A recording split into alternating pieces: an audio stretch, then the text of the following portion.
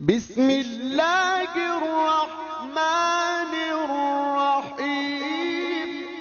میں اپنے دوستوں سے فرمائش کرتا ہوں کہ وہ اپنے گھروں میں باقاعدگی سے روزانہ ذکر الہی کا اہتمام کریں۔ مثلا رات کو کھانا کھانے کے بعد ایک جگہ جمع ہوں اور اپنے رب کے انعامات کے شکر کے صلے میں ذکر کیا کریں اور ضرور کیا کریں۔ گھر کے تمام افراد ضرور ایک جگہ بیٹھ کر چند منٹ اور کچھ نہیں تو الحمدللہ الحمدللہ ضرور کہا کریں، اور پھر حضور اقدس صلی اللہ علیہ وآلہ وسلم پہ درود بھیجا کریں۔ یہ مجلس ہر گھر کا ایک ضروری معمول ہو۔ ہر روز ہر مجلس میں یہ کلمات اگرچہ چند بار ہوں ضرور پڑھے جائیں اور ہر گھر میں پڑھے جائیں۔ جس طرح ہر گھر میں ہر روز شام کے وقت شام کا کھانا پکانا ضروری ہے، اسی طرح اللہ کا ذکر بھی ضروری ہے۔ آپ اس پہ غور فرمائیں کہ ساری دنیا کے ہر گھر میں امیر ہو یا غریب شام کے وقت کھانے کا اہتمام ضرور کیا جاتا ہے اور بڑی کاوش سے کھانا تیار کیا جاتا ہے، لیکن کسی بھی گھر میں ذکر الہی کا کبھی اہتمام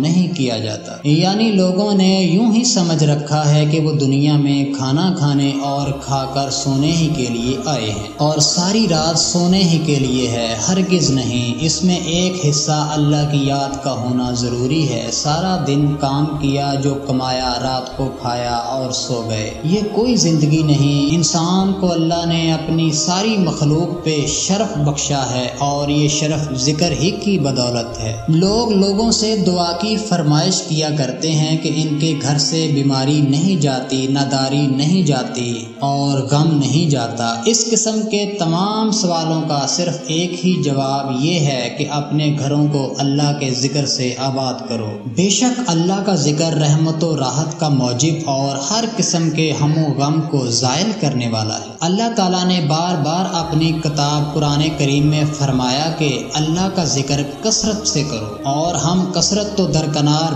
بالکل ہی نہیں کرتے، اور یہ جو کچھ بھی ہمارے ساتھ ہو رہا ہے ترک ذکر ہی کے باعث ہے۔ اونچے طبقے کے لوگ ٹیلی ویژن، ریڈیو اور ناولوں میں مصروف رہتے ہیں، جو وقت ان پہ صرف ہوا فضول ہوا۔ اس کی بجائے اپنے خالق و مالک و معبود کی تسبیح و تحمید و تہلیل و تکبیر ضروری ہے۔